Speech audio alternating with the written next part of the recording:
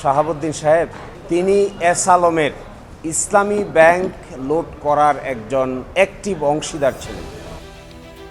একদিকে ৫০০ কোটি টাকা আত্মসাতের অভিযোগ, অন্যদিকে সেই অভিযোগ দুদকে জমা দেওয়া ব্যাংক কর্মকর্তার সাময়িক বরখাস্ত। ঘটনাটি এখন নতুন প্রশ্ন তৈরি করেছে। নগদ নিয়ে এলো হার না মানা হার অফার। সর্বনিম্ন ১০,০০০ টাকা রেমিটেন্স নগদে পাঠালে থাকছে স্বর্ণের হার জেতার সুযোগ।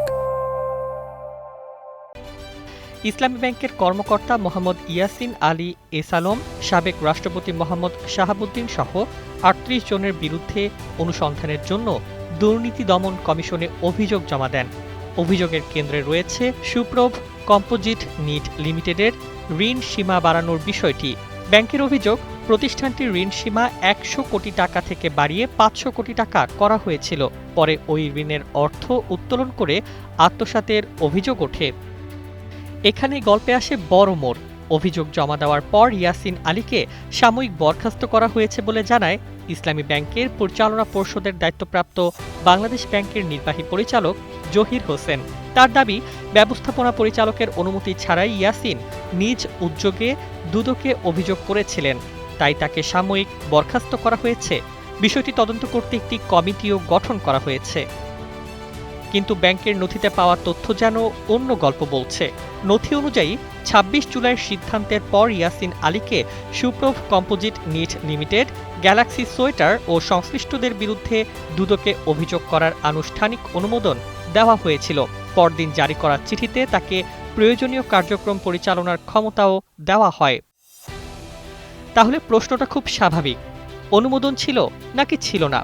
আর যদি অনুমোদন থেকেই থাকে তাহলে সাময়িক বরখাস্তের কারণ কি?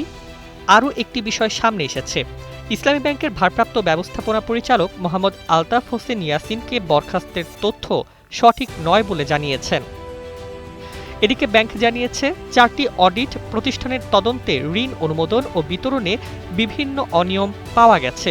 সেই তদন্তের ভিত্তিতেই দুদকে অভিযোগ করা হয়েছে।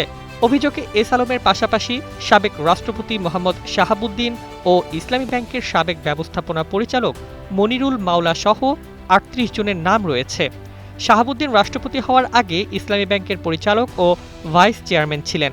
ব্যাংকের অভিযোগ অনুযায়ী এস আলম গ্রুপ ব্যাংকটির নিয়ন্ত্রণ নেওয়ার পরই সুপ্রভ কম্পোজিটের ঋণসীমা ১০০ কোটি থেকে ৫০০ কোটি টাকায় উন্নীত করা হয়। সব অভিযোগের সত্যতা অবশ্য তদন্তেই নির্ধারিত হবে। তবে আপাতত সবচেয়ে বড় রহস্য একটাই, দুদকে অভিযোগ করলেন যে কর্মকর্তা, তিনি কেন এখন প্রশ্নের মুখে? তদন্ত কমিটির প্রতিবেদনেই হয়তো খুলবে এই জট। News desk, ২১ television.